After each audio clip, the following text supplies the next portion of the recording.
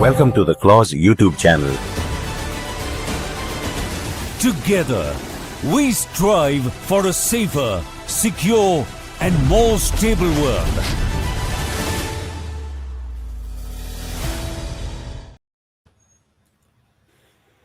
Good evening, viewers, and good evening, esteemed panelists, uh, Gen Sudhakar Jee and Colonel Anil Mathur, both of them the experts, geopolitical, international affairs with a lot of experience, more than 3 to 4 decades experience, encompassing not only the military affairs and the world affairs. So, welcome to the show, Gen Sudhakar Jee and Colonel Anil Mathur. For the last a couple of podcasts under the aegis of clause in the Jaipur military dialogue. We started with the realignment of nations of the tariff of Trump's, and with that, we discussed Nepal, Bhutan, and Bangladesh, Myanmar, Sri Lanka, Maldives, Afghanistan, and now we are today discussing are one of the countries which was part of India prior to 1947 and created thereafter, that is Pakistan. Now, a little bit of history and a background to the creation of Pakistan.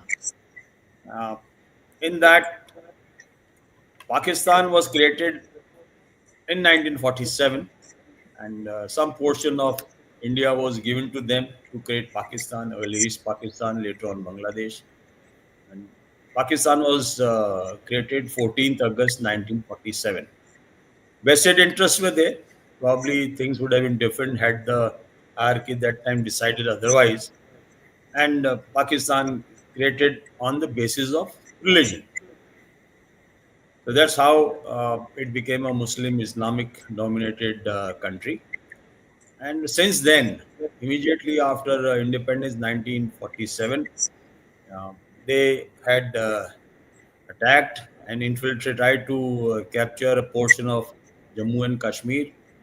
And after the Maharaja of Jammu and Kashmir, Maharaja Hari Singh Ji, signed the agreement with the Indian Union, our forces landed there on 27th October 1947, and we were able to force them back. The Pakistanis who had come into on the Rangers and their army in the garb of militia. And that time, the Indo-Pak War continued right up to 1948. Why I'm mentioning this is that my father was captain that time, and he was posted to 2nd 3rd Gorkha Rifle in December 1947. And he went with 2nd 3rd to Sama, subsequently to Uri, and they captured a post known as Pirkanti, Battle of Pirkanti, which is a battle honor of our battalion. So that is a live memory in my mind right from childhood. And somehow that time the decision was taken. The progress of the Indian Army was on a fast pace. We could have taken back everything, maybe a little bit more. But due to the decisions at the higher level at Delhi and political decisions, we had to stop wherever it was there. And then subsequently, Bangladesh came into being. And with that, the only issue which is there is two countries which had come into being. That is, India was there 15th August 1947, Pakistan also 14th August 1947. See the diverse development. Probably sometimes I feel that if Pakistan had just towed the line of India and they obeyed, or I would say that they agreed to what India said, it would have been a very different country. Pakistan, at the stint of their the military rulers, starting from Ayub Khan, Yahya Khan, Ziaul Haq, and Pervez Musharraf, almost, it is something like four military dictators, average tenure 10 years, so around 40 years out of 78 years, they have been ruled by military. And the military have been having a say in their national affairs throughout. But that is another dichotomy, that the political leadership and the military leadership Probably the military leadership has more powers than the political leadership, and that is the reason Pakistan has not been able to go develop further. Pakistan was created with four provinces, that is Balochistan, Khyber Pakhtun, Punjab, and POK, and Sindh is also there. So now I think I someone think their someone their voice is voice getting. is getting Can you hear me now? Yeah, Anil. Okay, okay, something was wrong. Yeah, so with that Pakistan creation, right from 1948 onwards, we have been having the disturbing relationship with Pakistan. And after that, it continued from 48, and then it came to 1965, 1971, and they went into the proxy war. The area of Pakistan, when you look at it, India has a 3,190 kilometer of border areas with Pakistan. They have with Iran, they have with China, and then Afghanistan. And there, overall, when you look at it, Pakistan's width is around 800 plus, at maximum 885 is the figure, kilometers, maximum width is that. And around it is the length of Pakistan, which is come to around 640 kilometers. So not so big country. And the issues which has cropped up over a period of time with the proxy war coming in and militancy is being developed in Pakistan, they have become the breeders of militancy throughout the world, not only in India, just throughout the world, they become a center of that. The recent Operation Sindoor, which was conducted by the Indian Army, and it was a solid blow to Pakistan and an eye opener to the world that India can do this operation successfully. One issue which I want to highlight is that Operation Sindoor is not over; it is still continuing. That is a uh, threat in being to Pakistan that if something happens, the Operation Sindoor planning and everything is still there. Anything can be done with Pakistan. To my mind, today the situation, overall situation of Pakistan. First of all, Pakistan as a state is a defunct state. Pakistan economically is in a like a begging bowl state. They've been asking, they are taking loans to repay loans from the world bodies. The issue is the country is taking loan to repay loans is the state of Pakistan. They are being held by the vested interests which are there.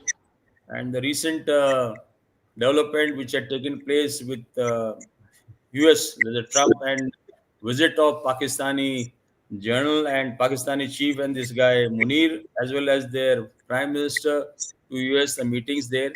There are certain things which has come up, and these visits are the one. If you analyze what is happening, they have visited the various head of state who have visited Pakistan was UK Foreign Secretary, then UAE President, Saudi Crown.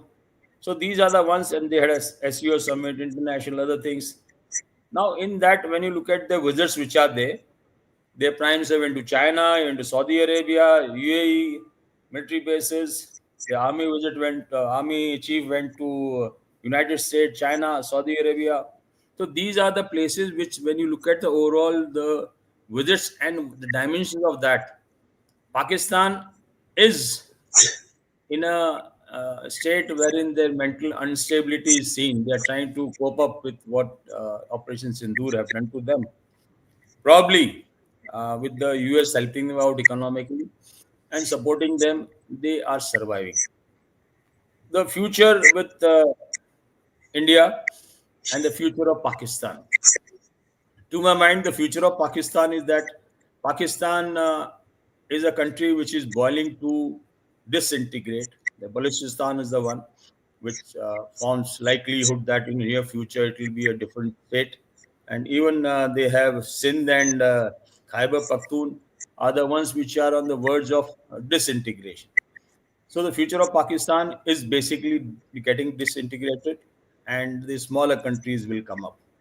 So that has a again a challenge for us. So we'll be dealing with 4 or 5 smaller states on the Pakistan border side, and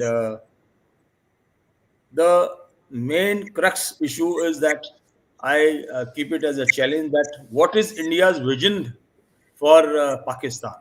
What we think Pakistan should be, what they should be doing that.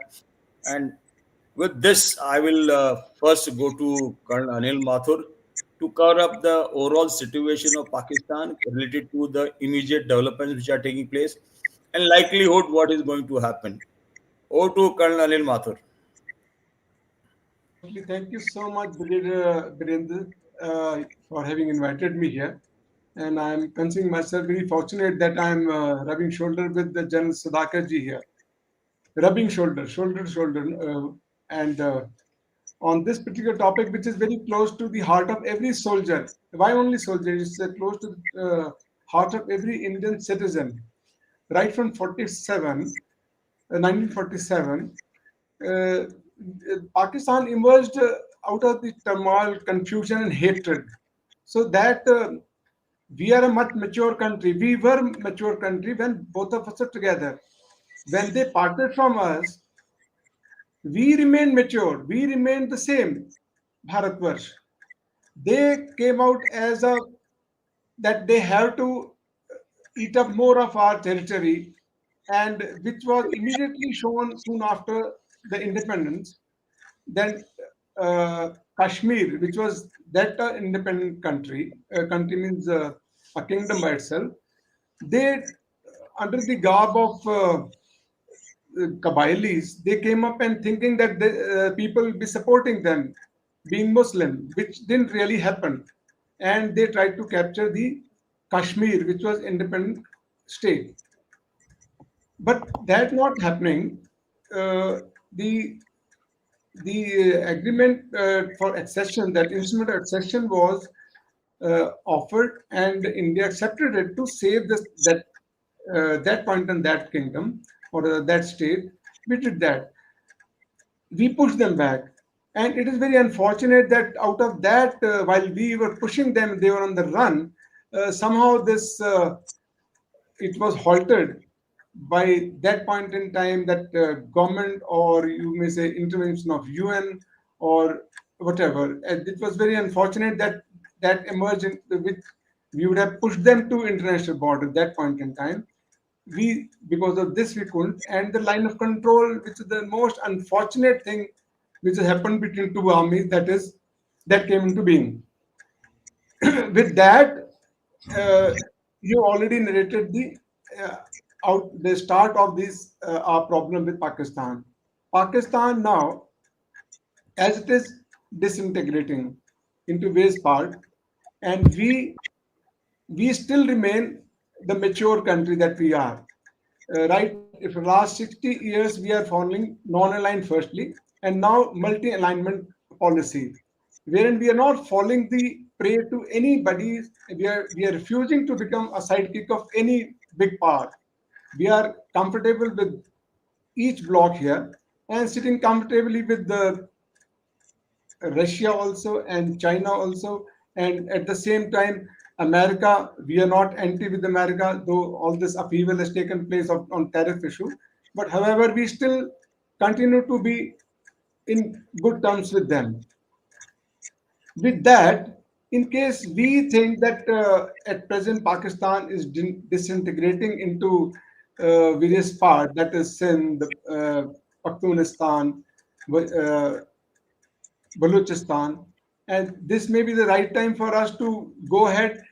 But I feel militarily we should not be thinking on those terms. We can hold our horses and wait and see the thing in future and use our diplomatic prowess, being the regional head, which I consider India as the regional power here in the southern South Asian regions.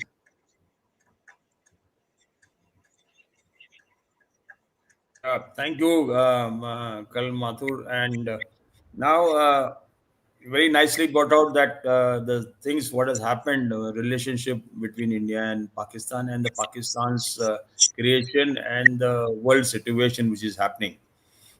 I would like General Sudhakar Ji to cover up the one aspect of now Afghanistan and Pakistan relationship, what is there, and the recent visit by their Foreign Minister Amir to India and the developments which are taking place. I personally feel that Pakistan is,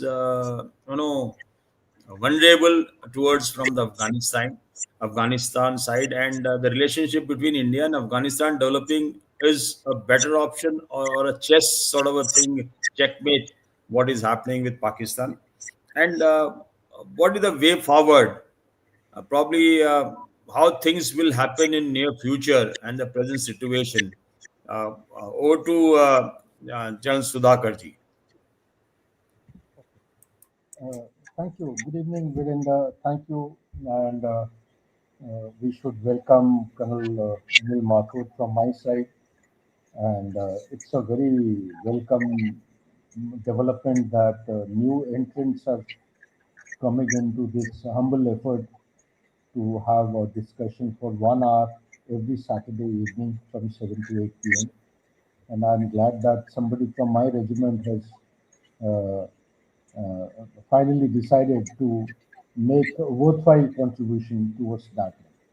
So there is nothing to rub anybody's shoulder. We learn from each other. So my cup is empty. I'm a student of geopolitics. I keep learning from each and every one of you, and your knowledge, depth of insight is pretty deep. So questions which you have raised is basically importance of Afghanistan, the visit of foreign minister, though he is a terrorist, he's an internationally listed terrorist, but the foreign minister of Taliban come on a visit, and the current situation in Pakistan. So to have better understanding, very quick reflections is that the geopolitics in the world order today is going through a very, very serious strain and churn. And in the backdrop of pandemic, Russia-Ukraine war, and Hamas and Israel, although 20-point proposals are already afoot, whether it will succeed or not, it is anybody's guess. And with the Op Sindoor in the background, Anil Mathur has already highlighted that, and so has the anchor Brigadier Virender, that Op Sindoor is not finished. It is an ongoing phenomena. In this backdrop, if we have to study Pakistan, very briefly, if you have time, maybe give me 10, 12 minutes time so that quickly I cover important aspects because people need to understand. We take Pakistan and everything for granted. Unless the geography of a country is understood, we may not be able to derive appropriate conclusions out of it. Before the geography, little bit about the history. Yes, it is not incorrect to say that Pakistan was created based on the religion. It was created based on whatever language, religion, two nation theory. But time and again, I have shared with many people that whenever time permits, there is a book I am showing through your cameras, uh, The Idea of Pakistan. Okay, can you say it, Virendra? Okay. Stephen Cohen. And there is another book called The Untold Story of India's Partition, Narendra Singh Sarila. So these two books, if people have time, inclination to read, if not all, some pages, they would give a very decisive kind of a conclusion that Pakistan was not created because of religion and language and two nation theory, but Pakistan was created basically because of its geostrategic importance. Second, the baton of superpower was passing from United Kingdom to USA. Third, there was a necessity for a superpower to have its footprint so as to ensure sustainable dominance. Dominance against whom? Or dominance around war? At that point in time, the Soviet Union sphere of influence was expanding at a very rapid rate towards the Persian oil fields and towards the Arabian Sea, the warm water. Soviet Union at that point in time did not have any warm water port except for Crimea, and that is the Sevastopol. So it was looking for some kind of a link, secured access with the Arabian Sea.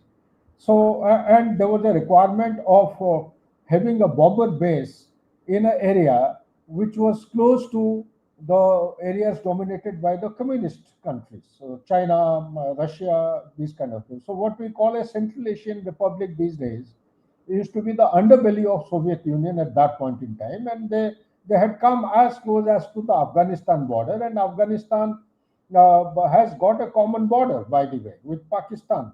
So what we call as Pakistan occupied Jammu and Kashmir, we have a distance of around 106 kilometers that we discussed in the previous panel discussion on Afghanistan. That is the border which our future generation would do well to know that we have to take back Pakistan occupied Jammu and Kashmir. When and how? It's a matter of detail. I won't recommend to go in for it now. The situation will come, time will come. But our future generation must know that we have a common border with Afghanistan, and that common border is going to bring us closer to the Central Asian Republic. Across Walken Corridor, the narrowest point is 17 to 21 kilometers, where in the Walken Corridor, China has started carrying out survey and also building the road communication under the heading of BRI into or towards Afghanistan. So these are the couple of issues. And quickly, let me also reflect on some issues about the border. India, Pakistan has got a border of 3,320 kilometers. Some length are along the international border. About 740 kilometers are line of control. This line of control in 47-48, after the conflict was over, it is to be called the ceasefire line. The ceasefire line is to came to be called as the line of control in 1972 Shimla Agreement. And Shimla Agreement also had other issues. Those we'll discuss separately if it comes up in the question answer. And AGPL is around, I think, 100 and some kilometers. AGPL is actual ground position line from NJ 9842 due northwards, along which the Saltoro Ridge lies, goes out to the North Core. Then Afghanistan, it has got a border of 2,430 kilometers, and a significant portion of this border is Durand Line. Durand Line was signed in 1893 for 100 years. Its relevance and significance has finished by 1993, and the Pashtuns do not respect the Durand Line. Along with Iran, 959 kilometers, coastline it has got 1,146 kilometers to the south, that is the Arabian Sea. Pakistan has got 4 provinces, ladies and gentlemen: Balochistan, Punjab, Sindh, Khyber Pakhtunkhwa. It has got 1 federal territory, which is called as Islamabad, Capital Territory, and it has got 2 parts of Pakistan administered Kashmir. One is the POJ, that is Azad, Jammu and Kashmir, and the second one is Gilgit Baltistan. Total population is 25.52 crore in 2025. And a few highlights. Let me quickly just cover few highlights. The strategic significance. Why Pakistan is important, and why I keep on saying this book, No Exit from Pakistan. No matter how bad the relationship between USA and Pakistan may turn out to be, USA at no point in time will leave Pakistan. This book adequately covers it is because of the following highlights. There are too many points, but I'll only cover the important issues. It is a junction of South Asia, West Asia, and Central Asia. It is away from resource efficient countries to resource deficient countries. Gateway, it provides a gateway to Central Asia, ladies and gentlemen. It also has a suitable route of access of world powers into landlocked Afghanistan. It is called as a strategic curse. Afghanistan is called as a strategic curse. It's also called as a strategic gift, but it is called as strategic destruction as far as India is concerned, and strategically located in the crossroads of Asia, China, India, Iran, and Afghanistan. It provides land route between Europe and East, passes through Pakistan. Only country to have been created on the name of Islam. It is the middle power, sixth largest standing armed forces in the world, and its global firepower index of 2025, it has gone down from ninth, it has gone down to 12th. Uh, it's a it's a victim of terrorism in 2025 global index. It has been rated as number two country in the world, which is worst affected after Burkina Faso in the world. It is a declared nuclear weapon state, the second in South Asia, and the only nation in the Muslim world to have that status. These are few important taken for granted, but will do good to keep them in the back of our mind. Islam, they have got 96.47%. Hindus, earlier the percentage was pretty high during 1947. It has come down from 9.8, I think it is down to 2.14%. Christianity 1.2%. Ahmadiyya 0.9%. Others are 0.02%. Ethnic groups, it is very, very important, ladies and gentlemen, to understand. You see, Punjab, the Punjabis are 44.7%. Pashtuns are 15.4%, Sindhis are 14.1%, the Saraikis are 8.4%, the Mohajirs are 7.6%, Balochs are 3.6%, others 6.3%. Let me highlight one aspect. Since Balochistan Liberation Army, they keep coming off and on. A lot of violent activities are taking place attributed to their freedom struggle.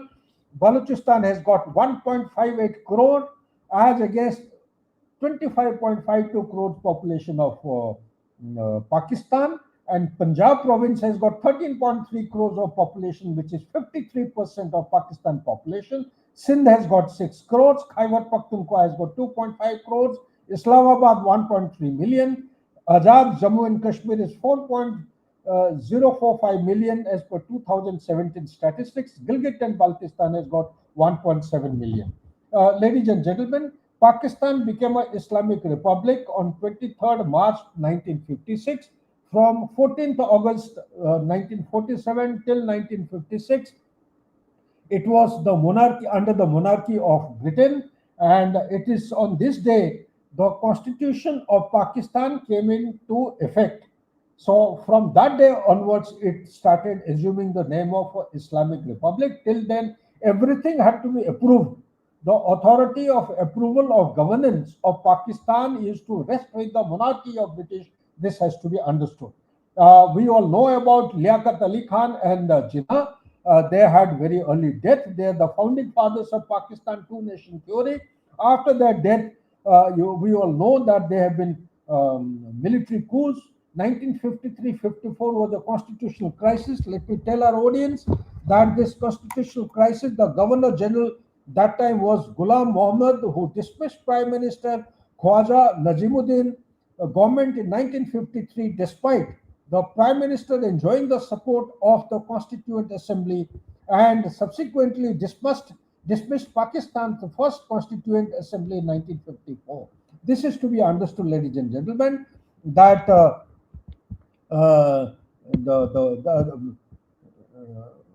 it provided, this particular thing provided a pattern which led to more open military intervention against elected government to be justified under a doctrine called as doctrine of necessity. This is to be understood. As we all know, Pakistan has had history of military coups.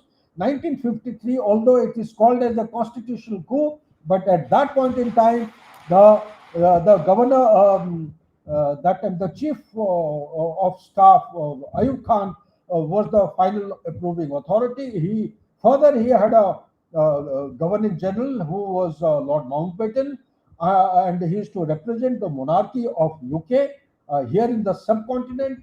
It is with his approval that this conspiracy, whether it is conspiracy or not, this was unconstitutional, despite having the people's mandate. A constituent assembly being dismissed was uncalled for, and a military rule came into being. And finally, in 1958, the first military coup took place. It was Ayub Khan who came into power, followed by 1977, and thereafter 2009, successful coups took place. There are many unsuccessful military coups. We'll not go into the details, but I must bring out one or two issues. National security and patriotism are the pretext used by Pakistan's deep state to sustain its influence. Deep state emerges because of two reasons, multiple reasons, not two, I would say: fragile position of political parties and their inability to provide good governance, corruption, nepotism, abuse of authority create ruptures in democratic process. And the second state is that deep state emerges because of external support and assistance. And there are a host of other issues, but I'll skip all these points and come straight to the main issue, that the current constitution of Pakistan must be understood, ladies and gentlemen. It came into being after liberation of Bangladesh, and this came into existence on 14th August 1973. Growth rate of Pakistan has gone down to 2.5 to 2.7% as on today, and it is the world's fifth largest population country. And the now little bit about population, it has got a low death rate, it has got a declining birth rate, and hence it has got a growing population. The median age of Pakistan as on today is 20.6 years. Every point has got some implication. I'll leave it to the audience to understand. The GDP of Pakistan as on today, 2025, is $411.8 billion. Per capita in PPP terms is 6,955. India's per capita is around GDP is around 17 trillion. The per capita of Pakistan in nominal terms is 1,825. So these are few highlights. And the next highlight I would like to share with the audience is that Pakistan, ruled by governments commonly alternated between civilian and military, democratic and authoritarian, relatively secular and Islamists, significant political and economic instability, as well as economic and military growth. Challenges before Pakistan are poverty, illiteracy, corruption, nepotism. Deep state in Pakistan is a big challenge, but existence of Pakistan is dependent on deep state. Who is the deep state? It is the Pakistan Army and ISI. ISI came into existence immediately after 1947-48 war to address the deficiencies during the conflict.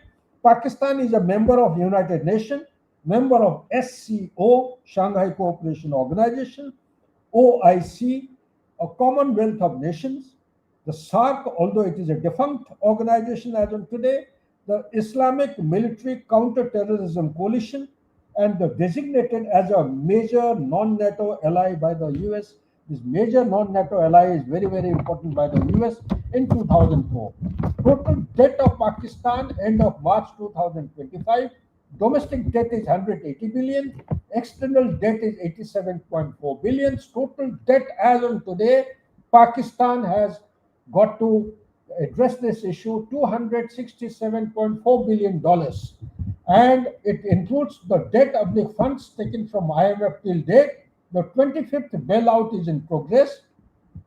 Pakistan external debt has reached a figure of 131.1 US dollar in December 2024. Pakistan's debt to GDP ratio is 80% in 2024. 25th IMF bailout, September 2024, sanctioned 7 billion approved for within 37 months.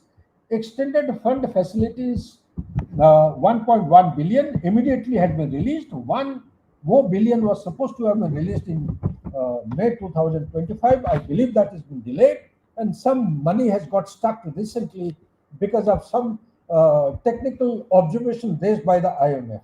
Now, let me come quickly to the legacy of Pakistan. Factors responsible for Pakistan's deep state. Organizations such as military, bureaucracy, police, intelligence, any other group, they work secretly to protect their interests and rules without being elected.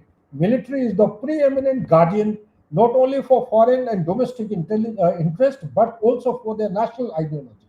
National security dilemma is because India is much, much bigger than Pakistan, and there is already a fear which has been prevailing right since its independence that India will take some steps to undo the partition, because the partition was a demand of the people who have created Pakistan, and they always cite this example that Pakistan is going to undo partition, which is not so.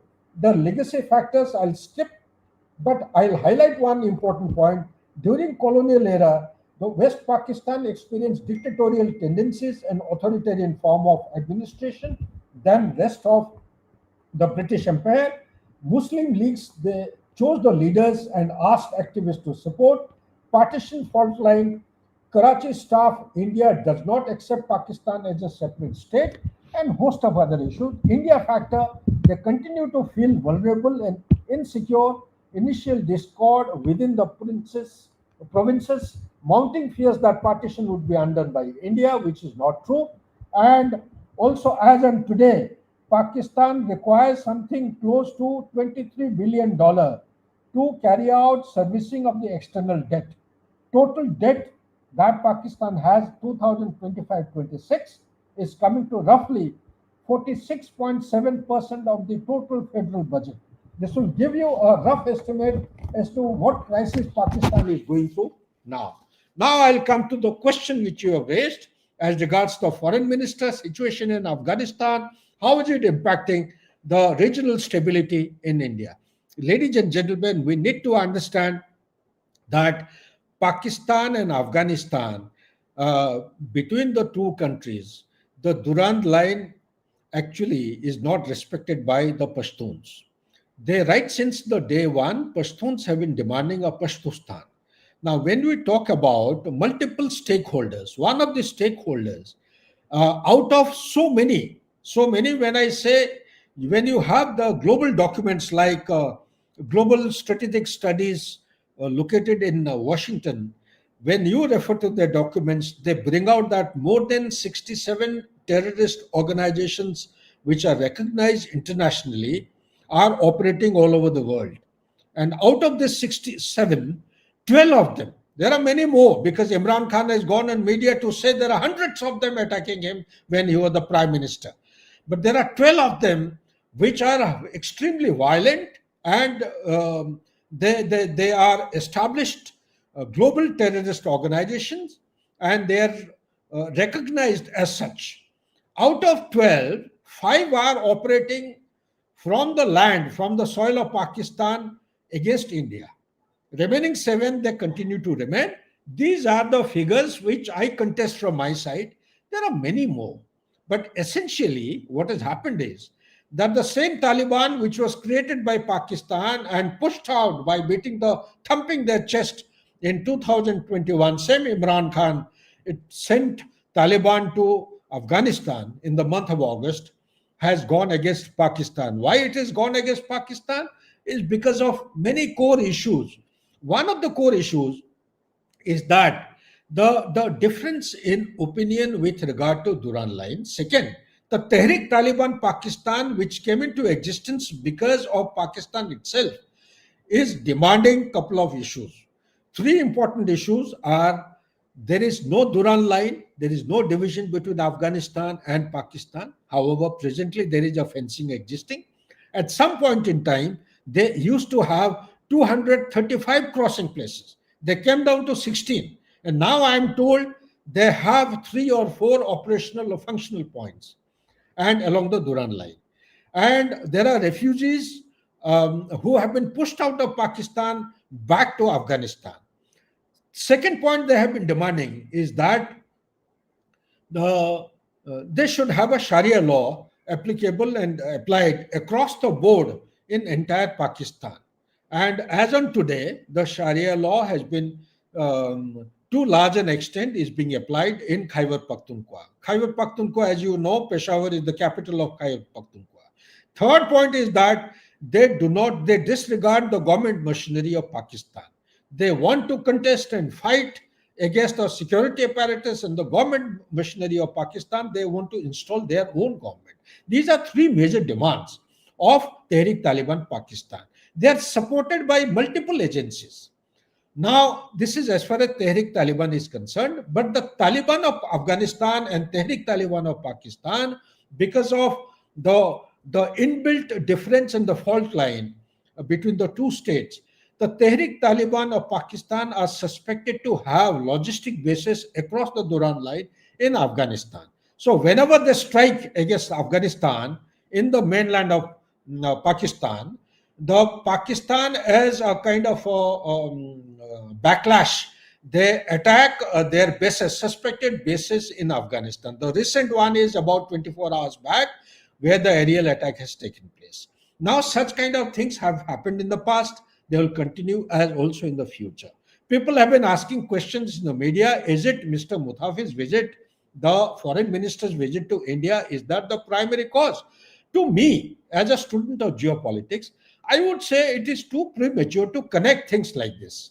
And it could be partially to some extent responsible, but to attribute the entire thing to this visit is actually uncalled for. I would say in the geopolitics, everything is possible. There is nothing permanent. If Pakistan could create a Bangladesh as hostile as it is today against India, then what is stopping India in creating Afghanistan and calling it out? I am saying India, even if they are fearful to actually call it out, I would say time has come. India should call it out openly and say, yes, we have gone in for upgrading our technical base or technical diplomatic section to a embassy. We are now going to post diplomats there. Recognition will come by and by or may not come, but however, we want to extend people to people support. Like we have invested $3 billion worth of money. We would like to actually carry them forward, bring them to a kind of a fruition of final stage, and also undertake new missions in Afghanistan, because Afghanistan is going to provide a couple of advantages or leverages to India. First and foremost is that it is going to provide a gateway to Central Asian Republic. It will also enable us to dominate that segment, which will facilitate our keeping an eye on the Walken corridor, through which the China is expected to build its BRI and connect with Kabul. It will also help us to keep an eye on the Middle East and Iran. It will also help us to address the threats, those non-state actors who are a nuisance as far as India's peace and safety is concerned, towards a border along the western border. So these are a couple of issues. Apart from that, it is also going to give India a strategic advantage of looking further beyond North, the Central Asian Republic towards the Europe, I'm saying, beyond the Central Asian Republic towards Russian, the geographic massif. So all these things put together, there are also distinct advantages which Afghanistan foreign minister has indicated and offered. Minerals. They do not want to offer everything to China. They do not want to offer Bagram airfield to America. They've tested the blood, and also they have been ill-treated as far as they are concerned. They don't trust American forces. So therefore, they don't mind giving the Bagram airfield to India. So these are the advantages. The Indian constitution does not allow us to put our forces in a foreign country without the approval of the parliament. It can operate under the United Nations banner, but it cannot go and secure or post like this unless it is covered by the classification of top secret or sensitive nature. So these are a couple of issues. And last but not the least, the present situation in the South Asia being what it is, there is a ring of fire from Maldives right up to Nepal. Pakistan being what it is today, it has got a constitutional crisis. The civil government is not elected, it is selected. The elected government is behind the bar, the leader of the government, I'm saying. And the America, for some reason, it started, making Pakistan cozy up to America and taking it back on the lap, despite the fact that same USA, same Donald Trump in 2018 had gone to say that if this Pakistan, America has given or paid $33 billion till then, and all that they have got from Pakistan was lies and deceit. So on one hand, these are the comments at that point in time, and now Pakistan cozying up to USA, they not only seem unnatural, they depict a kind of impractical, kind of an incoherent geostrategic movement taking place in this huge geopolitical churn in the world order. If Indo-Pacific is a black and white, bipartisan kind of objective given in the national security strategy of America, not in 1 year, number of years, And if China is the number one enemy stated in that document, then I don't see any logic or rationale of Pakistan being allowed to cozy up for providing mineral, for providing Pasni port, naval port along the Arabian Sea, or for providing facilities or going in for engagement through cryptocurrency, etc., etc. There are big questions coming up that makes me to believe, as a student in geopolitics, that Pakistan and America, these are short-lived and temporary kind of relations. There are bigger aims in play, which Donald Trump may be in his method of handling situations in the world order, transactional kind of behavioral matrix. There may be some hidden agenda which he is not showing. He will drop Pakistan like a hot brick at some point in time and switch his affiliation, like the way he's been dealing with India as also China and other countries, 50, 56, 80 odd countries in the world. So that brings me to the last point as to what then India should expect. India must continue to engage with Afghanistan, must continue to develop its footprint, enhance its footprint, and utilize this offer which is coming our way naturally from Afghanistan, and maintain its dominance in that cross section, or I would say the junction of South Asia, Central Asia, West Asia, also which provides communication links with China, Russia, Central Asian Republic, and Iran. And also India gets a gateway to do its business and improve trade activities with all the countries that it is interested for. And as a last point, I would say India, despite all this, should be prepared that the ongoing violence may turn out to be extremely hostile and uncalled for.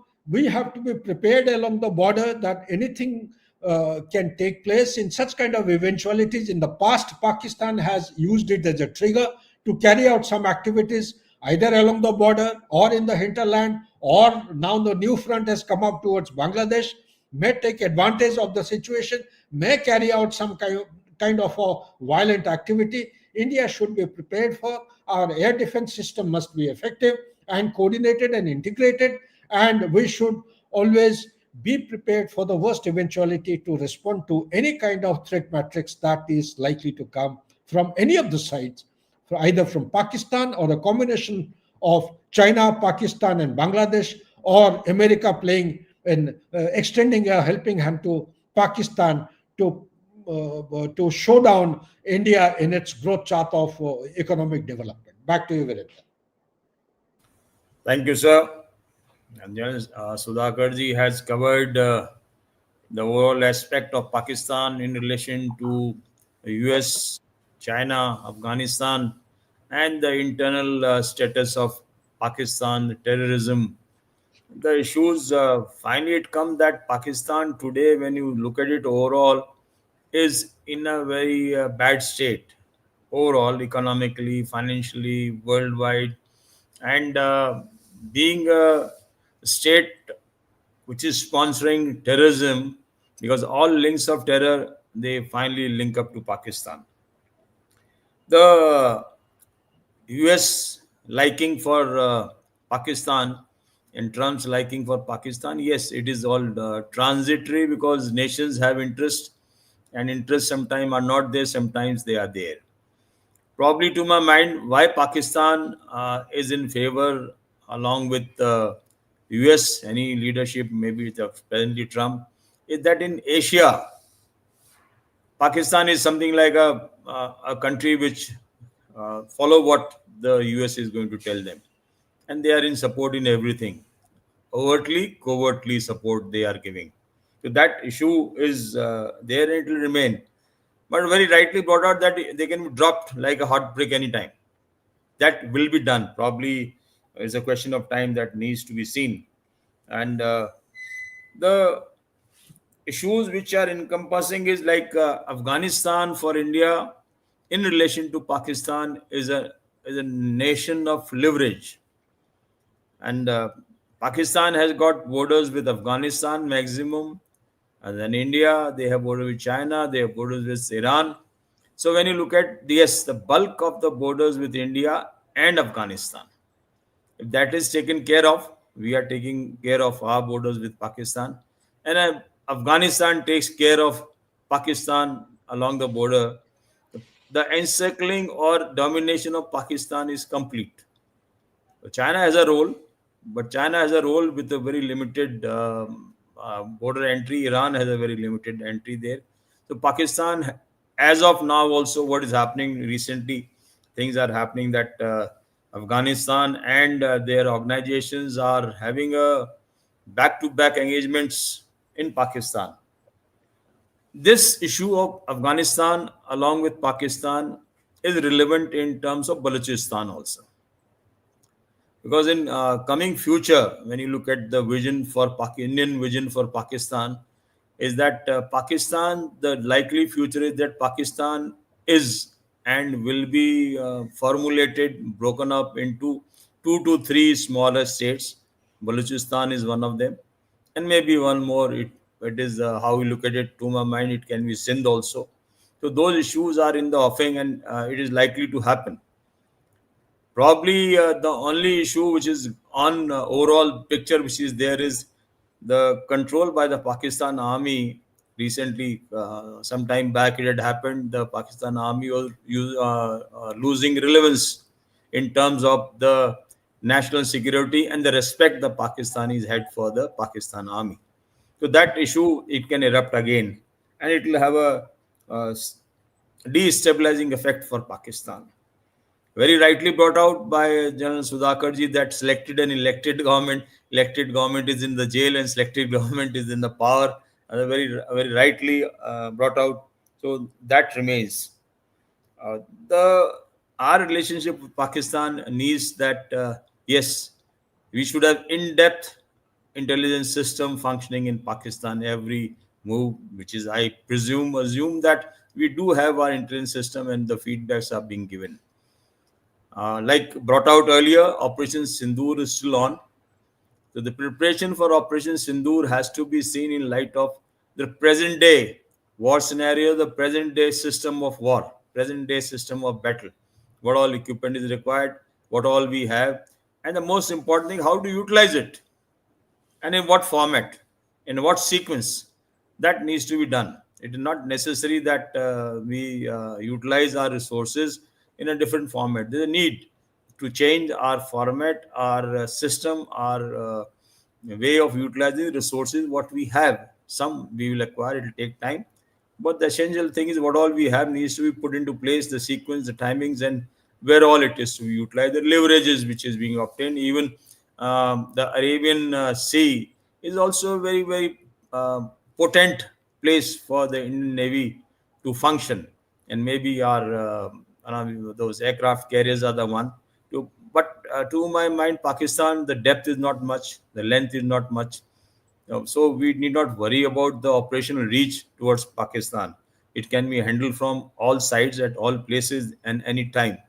So that issue is to be probably made more vocal to Pakistan and the world order that if there is something, then Pakistan has to break up.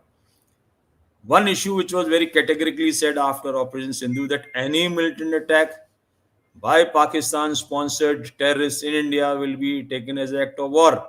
Very, very serious issue, which they have understood. That's why they were running around. They went to US, they went to some Gulf country having a collaboration, which again probably it might remain only on paper. It will never fructify the way it is being talked about. The another aspect which I will request Colonel Anil Mathur to cover is the internal security in Pakistan in relation to the activities of the various groups happening in Pakistan. Like 3 groups are there: elected, selected government, the military, and the militancy, the militant leaders who are there in Pakistan. So, how is the internal situation in Pakistan grows up, because it has an impact on the international scenario also. Over to Colonel Anil Mathur.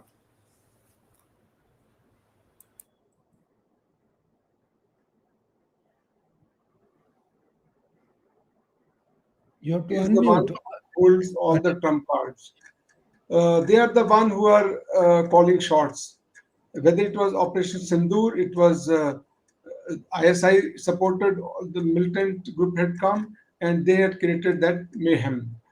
Uh, with that, when we retaliated in a befitting manner, uh, Mr. Trump had carried on saying that he had tried to intervene, uh,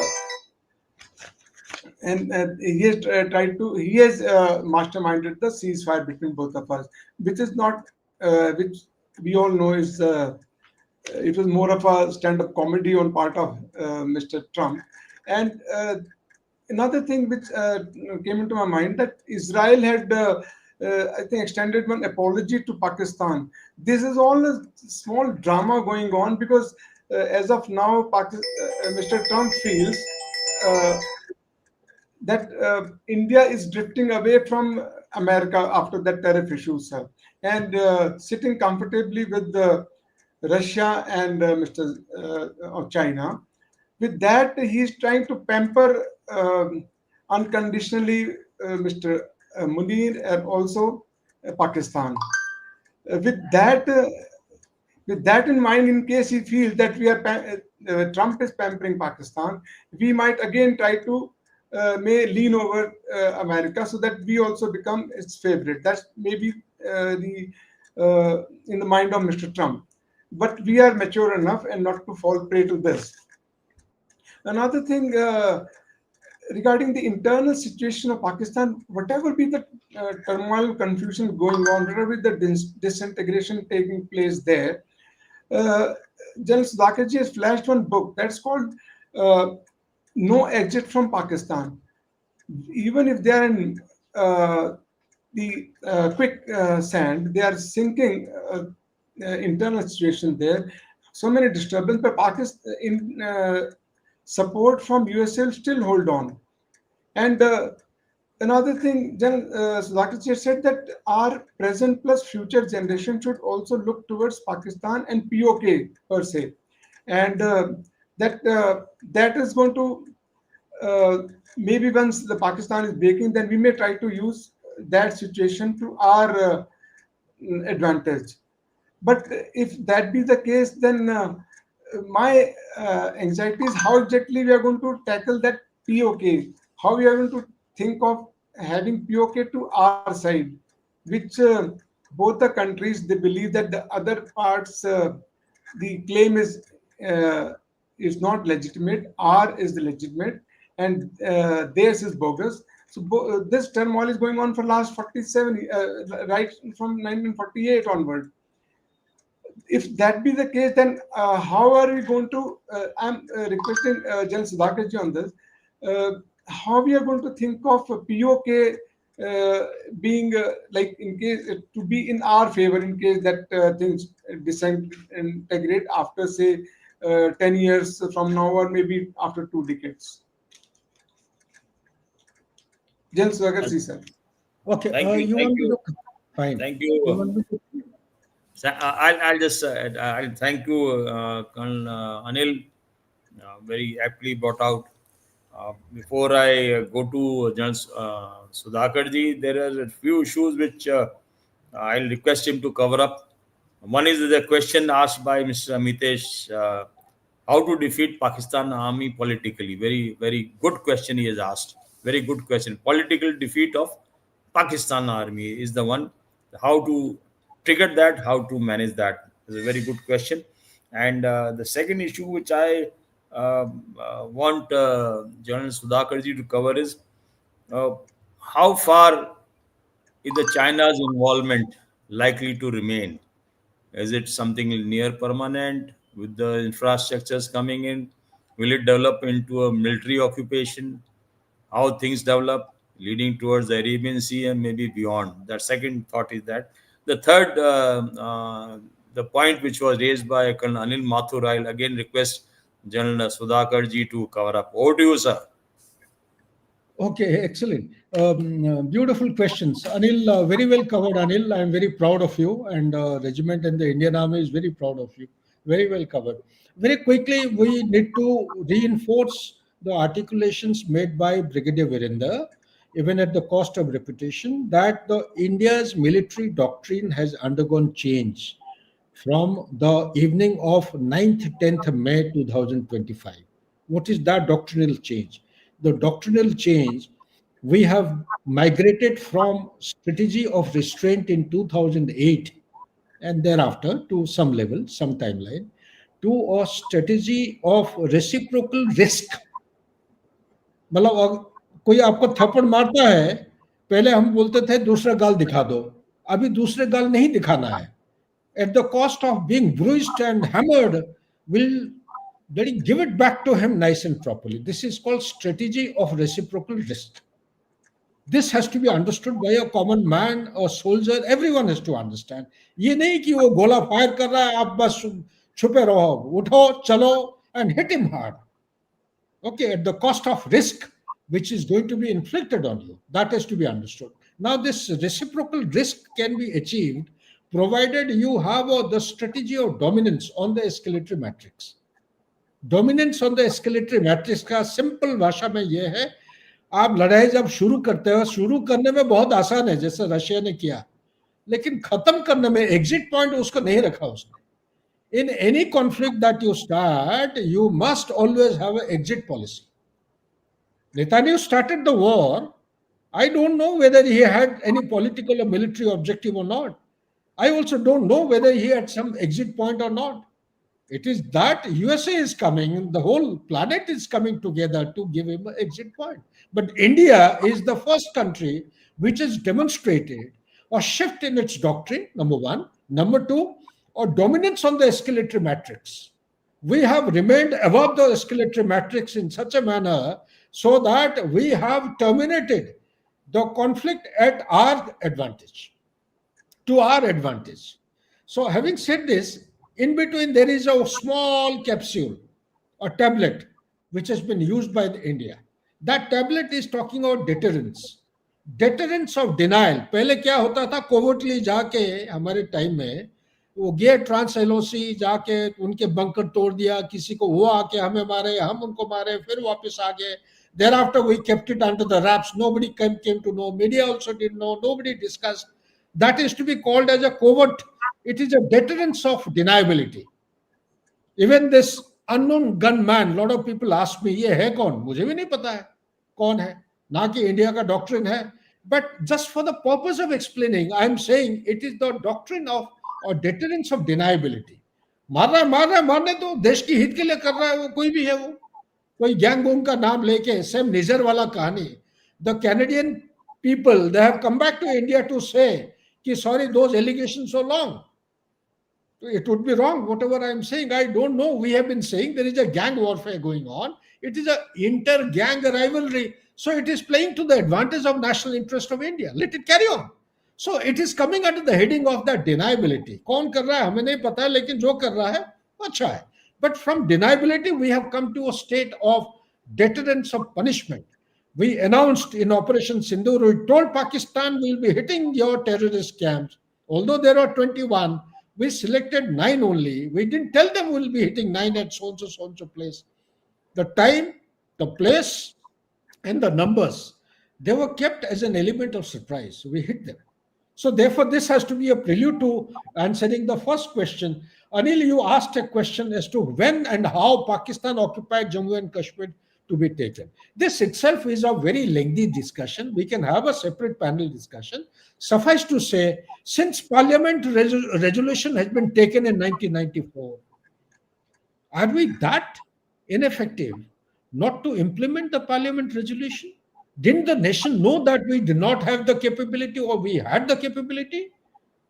Isn't every member of Parliament supposed to know before they make a statement emotionally on the temple of democracy that our lost territory has to be taken back? If a resolution has been taken, it must be taken back, at least for the conviction, for the testimony of the identity of New India. That is what has to be respected. So now or never is incorrect doctrine to be adopted. So what I say, it will have some portion of hybrid warfare, which is still going on. One of the hybrid warfare is, let me say, 5th August 2019, abrogation of Article 370. and reorganization of the state of J&K. Do you know, or does anyone know, that this is the largest massive cartographic warfare that has ever taken anywhere in the world in the subject of military science by any country? It shook up Pakistan and China in no uncertain terms. The map of J&K underwent change. The Ladakh, along with Gilgit and Baltistan, they were shown as separate union territory. Do you know that what compelled China to undertake the extended standoff? Do you also know that the foreign minister of Pakistan, he air dashed on 9th of August 2019 to China, spent 2 days, 10th and 11th, met everyone in the hierarchy. They formulated a counter strategy to teach India a lesson. Whatever we are experiencing today, India out in Maldives, or whatever happened in Sri Lanka, or whatever is happening in Bangladesh, or whatever we get to see happening in Nepal, is part of that strategy. Optical fiber, renewable energy platforms, and development of infrastructure is part of that strategy. So whether it will come to an end or not, because it is two fronts, China and Pakistan, India is mulling over it, deliberating, and there are very significant steps which are taking place. Another example, let me give you. Do you know that the meteorology department, in short, it is called an Indian Meteorological Data something, IMTD or something. Meteorology department, every day evening, it telecasts the weather report. In the weather report, does any one of us know that Gilgit, Baltistan, and Pakistan occupied Jammu and Kashmir are also covered in that? Isn't that a kind of a hybrid warfare going on? Do you know that I as a citizen of India, as a retired soldier, I have been harping on the point, borders are meaningless. Why don't you integrate? If you have IMDT report in the evening, why don't you, the people who are there in Pakistan, occupied Jammu and Kashmir, Gilgit and Baltistan, why don't you change the mobile number digitally rather than having prefix of 92? Why don't you make them 91? Integrate them through the mobile. Why don't you issue them the Aadhaar card, some kind of a source of identity? Why don't we use the drones to provide them medicine, blanket, ration, water? Everything is not to be done kinetic. And more than anything else, rather than doing a kinetic battle to take back Pakistan occupied Kashmir, I personally feel the subject being used, we cannot do justice in 5 minutes or 10 minutes. I personally feel, I recommend to the government of India through this channel, it is very prudent to initiate and trigger the mechanism of people's warfare. The people in Pakistan occupied Jammu and Kashmir, Gilgit and Baltistan, they have to revolt to join with Indian Jammu and Kashmir by seeing the economic development which has taken place, by seeing the employment opportunities, education facilities, health facilities which is taking place, by opening up the border at selected places, by having people-to-people contact. These are the means and method. We have to work out some kind of a strategy or say counter strategy to reintegrate and take back Pakistan occupied Jammu and Kashmir. It is very, very important for the sake of national prestige and the sense of pride that every Indian should have on his shoulder and on his sleeve when he walks around. That is as far as Colonel Mathur's question. Now coming to how do you defeat Pakistan army politically? You need to understand that there is no politics in Pakistan. Politics is non-existent in Pakistan as far as I am concerned. Kindly do pardon me. I am also a student. I am open to any criticism and learning. What am I coming to? Pakistan is governed by only one institution. That is the deep state. It is the Pakistan army. If you are talking about defeating Pakistan army politically, well, politics has no meaning. Elected government leader is in the prison. Selected government is ruling. He is supported by none other than America, because the elected guy used to go to China with the fall of a hat. He disregarded America, so America did not like. He said, you put him behind bars. So, if you are indirectly meaning to defeat the Pakistan army politically, then we have to handle America, USA. Everything that is happening in Pakistan today, there is a American angle, USA angle, there is a China angle. Therefore, if you are saying that we have to defeat Pakistan army through America, well, I'll reserve my comment on that. Pakistan army has to be defeated by internal implosion, which is already taking place. I would compliment our dispensation, present dispensation, for putting the acts together. I'll not call it as a counter to Bangladesh, but I'll call it, it's a strategic, very decisive move on the part of the leadership of India to have extended the hand of engagement with Afghanistan. With one stone, we are killing multiple or addressing multiple threats. That stone itself is going to enable us to open up the Western Front. By opening up the Western Front, it will reduce the vulnerability of the Eastern Front of Pakistan. In addition to the Indus Water Treaty abeyance, holding it in abeyance, and Operation Sindoor being open-ended, I personally feel for any systematic decapitation of Pakistan, if it has to take place, it must be taken place by shaping the battlefield environment.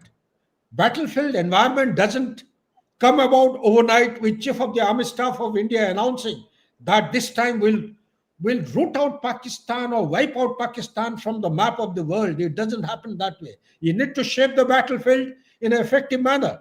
What we are doing today with Afghanistan is shaping the battlefield. The next move should be with Iran. We must encircle Pakistan the way Pakistan is encircling India with the support of China. Whether we take help of China selectively or otherwise, or do it independently, it is a matter of decision to be taken at a particular point in time. So therefore, defeating Pakistan army can be done by carrying out an implosion. Implosion will take place provided you shape the battlefield and wait for the right moment and right opportunity. That is coming. It will not come in a jiffy. We need to wait for that.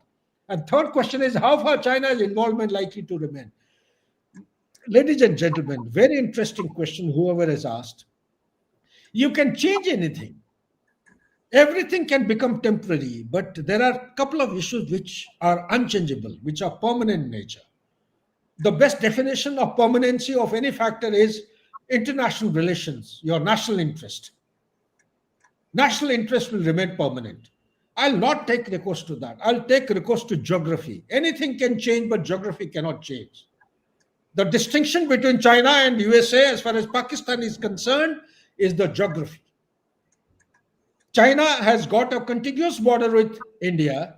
It now has got, by I would say, misappropriating or manipulating the boundaries, it has got a contiguous border with Pakistan, which is inappropriately been manipulated. Those things have to be called out. We need to negotiate in hard terms. Some hard decisions have to be taken. We need to take back Pakistan occupied Jammu and Kashmir. But the geography being what it is, it cannot be changed. And more than anything else, China as a nation state is also driven by its dream. Its dream is to rejuvenate the concept of Middle Kingdom in the world, to become a global power by 2049 or earlier, so as to challenge the supremacy and authority of USA. It has started doing now. It also wants to reunify Taiwan before 1st of August 2027 and host of other activities. It is technologically put USA behind by miles. It also has taken significant steps to go ahead despite all challenges it is facing. We know that it is going through a turbulent time. We know that the people of China have started going against the Communist Party of China. Earlier, they used to go against the leader, but now they have started going against the Communist Party. The technical behemoths, they have been antagonized. The leadership, the past leadership and the present leadership, purging has actually antagonized people. Let's wait and see. From 20th of October till 23rd of October, we have a plenary session. A lot of issues are going to arise, and we need to keep our eyes and ears open as to what steps are being taken. But for the time being, to answer your question, China's involvement will remain. We don't even know how deeply China is involved. Will you be surprised to learn that in Gilgit-Baltistan, China has got something close to almost about more than 67,000 PLA in the garb of policemen. Do you know that the Coast Guard and the police service in China comes under the chairman of military commission? Do you know that people who have moved out from China's the PLA or plan or the PLAF, after having left the armed forces, they have been given the uniform of police people, and they are part of the reservist kind of a force? Do you know that the line of control of India, 740 kilometers or so, there is a presence of 11,767 approximately, their figures may be up and down, of PLA deployed? Do you know that there is an optical fiber which is connecting between the Chengdu headquarters of Western Theater Command of China with Rawalpindi since 31st December 2021? Do you know the meaning and implication of having optical fiber, which has been extensively put into use during Operation Sindoor with the help of satellites of China, giving digital data and surveillance capability to equipments like SQ-9 and PL-15C missile system? Do you know that along the international border between India and Pakistan, there are the People's Liberation Army in different dresses and calling themselves as part and parcel of the civilian entity, state-owned, the civilian companies deployed to carry out survey, mineral discovery, mining, extraction, etc., etc.? We don't know. See, host of activities are taking place. China also has got towers. These are all electronic towers. They are emitting electromagnetic spectrum. These are called as Baidu.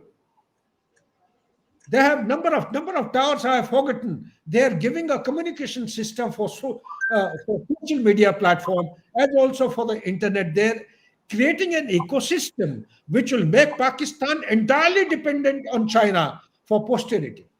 That is the degree of involvement of China. Partly you have seen during Operation Sindoor, and rest of it you will see in times ahead. China is trying to validate its weapon platforms that it will be using in Taiwan during the reunification operation. That is the primary agenda and aim. I hope I have been able to answer to some extent, if not 100%. Thank you, sir. General Sudhakar Jee has covered the aspect, the China role, the international role, and the questions. And there's one question which is coming up, that the use of air to surface missile and surface to surface missile. In this, the answer is that the tactical and the strategic situation is the one which decides which type of weapon is to be used. There's an Yeah, advantage of it.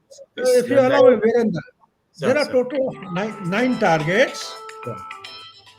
Okay, 9 terrorist targets. Out of 9, 2 were engaged by the Air Force and 7 were engaged by the Army. This is a decision which is left to the domain experts, the The chief of the commanders army on staff. ground who are there, sir.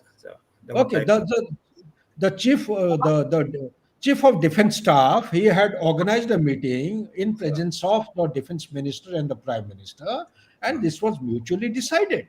Sir. Okay, the best weapon system is put to use, which is going to give us the optimal result. That is how it is decided. Yeah, so decided that way. So I think I suffice to say that the utilization of the various type of weaponry is decided on the basis of the target and the maximum utilization. Today we had a very fruitful discussion on Pakistan, and thanks to General Sudhakar Ji and Anil Mathur and the audience, we've been asking very good questions. The aspect of Pakistan have been covered in great detail. Actually, we overshot the time. We have gone beyond the 1 hour and around 20 minutes. Probably the topic was such, and the flow of discussion have been there. A very fruitful discussion. Pakistan encompassing the internal situation in Pakistan, the US-Pakistan relationship, use or I would say a nation of leverage, Afghanistan covering the western border, and encircling of Pakistan. Finally, the future of Pakistan for better management by them also, and and for the citizens of Pakistan, that a few parts of Pakistan needs to be made independent, like Balochistan is one. And finally, POK, which very rightly brought out when I've served at the various places, all of us, near the proximity of POK, and we have seen the ground on ground relationship of the citizens both sides. So the issue of giving them the facility is very, very important. What we are saying, even to the extent, I would go to an extent further. I said, give them a passport, Indian passport for POK citizens. Why not? We can give that. I mean, Yeah, authorize them. good Let point. them have Indian passport, and they'll be happy to have Indian passport to show to the world and have an entry. So that issues people to people contact, and the people of POK will be the one who will be most willing to come this side and be part of India. And our parliament already have discussed this. They have taken a conscious decision. Yes, sir. You A would like to say quick something? point, since somebody is repeatedly sending me a message. Sir. Yes, there is a point in what you are saying. The assembly, the seats, number of seats. Earlier, Yeah, it used to be 111. They need to be filled up. sir. The statehood is being active under consideration, and I personally feel there is no harm. There are countries in the world who are thousands of miles away from the place of elections being conducted. Why can't we take the members of Pakistan occupied Jammu and Kashmir, Gilgit and Baltistan, and put them as representatives in the J&K assembly? So before that, you create the statehood. Yeah, You create the statehood, activate the assembly, and we need to have the adult franchise. And sooner or later, people may be there in London, but have a leader. so People may be there elsewhere, but have some leader, have representation, give them the facility. You make the the same. existing line of control as borderless and meaningless and connect with the people directly on grounds of health, hygiene, education, welfare, ration, pani, roti, kapda, makan, etc. etc. So the issue was very pertinent, and we also had those MLAs, number of MLAs from POK, which was there in the assembly, and probably it will work out accordingly when it becomes a state. And a way forward is that yes, people to people contact, maybe giving a passport to the POK citizens, giving them some facilities, maybe a more liberal access to India in terms of say visa or something, or maybe what Aadhaar card is another one. They'll be very happy to have it. Those issues are very important, and the most important thing which I look at it is that Pakistan's future, Pakistan's fragile, I call it fragile Pakistan future, is that Pakistan needs to be broken into few smaller countries to be managed better internationally and domestically. With that, I'll call it a day. And thanks again to General Sudhakar Ji and Colonel Anil Mathur and the audience, and Yuvraj in the backdrop looking after our technical issues. I will request the audience and everyone to like and subscribe the Jaipur Military Dialogue under the Aegis of Clause. And the next Saturday coming, that will be the 18th, we'll be discussing our next neighbor in the immediate neighborhood, that is China. And it will be a great subject. So be on the listening watch. All the best. I sign off. Jai Hind. Thank you, Virendra. Very well done. And thank you, Anil. Proud of you. Thank you, Very sir. well. Thank you, Mr. Sudhakar, sir. Thank you, Birendra. Thank you so much. It was great being with both of you here. Thank you. Thanks.